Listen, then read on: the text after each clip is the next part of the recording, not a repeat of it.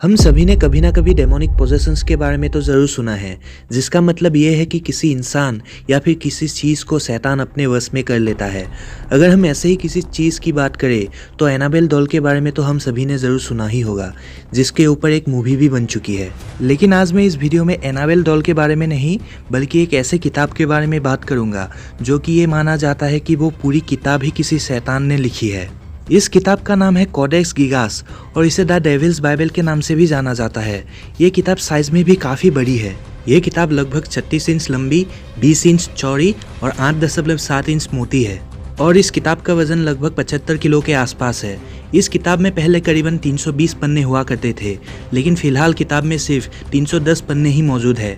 बाकी के 10 पन्नों का क्या हुआ ये कोई नहीं जानता। आपको ये जानकर हैरानी होगी कि इस किताब के पन्ने लगभग 107 गधों की चमड़ी से बनी है। अब आते हैं कि लोग इस किताब को द डेविल्स बाइबल क्यों बुलाते हैं। इसका कारण ये है कि इस किताब के एक पेज पे डेविल की 19 इंच तस्वीर बनाई गई है, जो कि दिखने में बहुत ही रहस्यमयी है। हालांकि ये किताब जिस समय लिखी गई थी उस समय डेविल की तस्वीरें किताब में होना आम बात थी, लेकिन इस किताब में बनाई गई डेविल की तस्वीर बाकी डेविल की तस्वीरों से काफी अलग थी। इस तस्वीर में डेविल को सिर्फ एक अरमाइन लॉइन क्लॉथ के साथ सामने की तरफ झुककर बैठे हुए दिखाया गया है और उस अरमाइन लॉइन क्लॉथ को द साइन ऑफ लॉयल्टी माना जाता है। कहा जाता है कि डेविल उस अरमाइन को तभी पहनता है जब वो खुद को as a the prince of darkness प्रदर्शन करता है। इस किताब की सबसे रहस्यमयी बात इसकी लिखावट को लेके है। कहा जाता है कि इस किताब को एक मॉन्क ने लिखा था जिसका नाम हरमन द रेक्लूस था। उस मॉन्क को अपने मोनेस्ट्री के प्रतिज्ञा को तोड़ने की वजह से उसे दीवारों में चुनवाने की सजा दी गई थी और उस मॉन्क ने अपने सजा को माफ करवाने के लिए वहां के राजा से ये वादा किया कि अगर उसे बख्श दिया जाता है तो वो एक ऐसी किताब लिखेगा जिसमें पूरी दुनिया का ज्ञान उस किताब में होगा।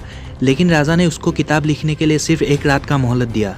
लेकिन जब मॉन्क ने किताब को लिखना शुरू किया, उनको एहसास हो गया कि उस किताब को सिर्फ एक रात में लिखना बिल्कुल पॉसिबल नहीं।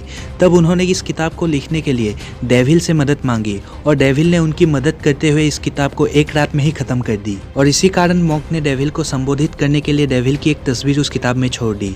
लेकिन इस कहानी पे अंधविश्वास के चलते कई लोग इस पे बिल्कुल यकीन नहीं करते, लेकिन साइंटिफिक नज़रिए से भी अगर इस किताब को देखें तभी कुछ बातें चौंका देने वाली है। इस किताब में लिखित शब्दों के साथ साथ कई ड्राइंग्स यानी चित्र भी मौजूद है।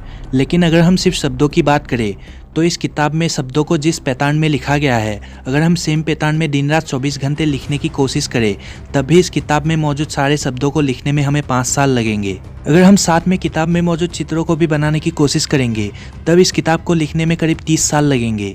एक रात में इस किताब को कंप्लीट करना तभी पॉसिबल होगा जब कोई इसकी जेरोक्स कॉपी निकालेगा।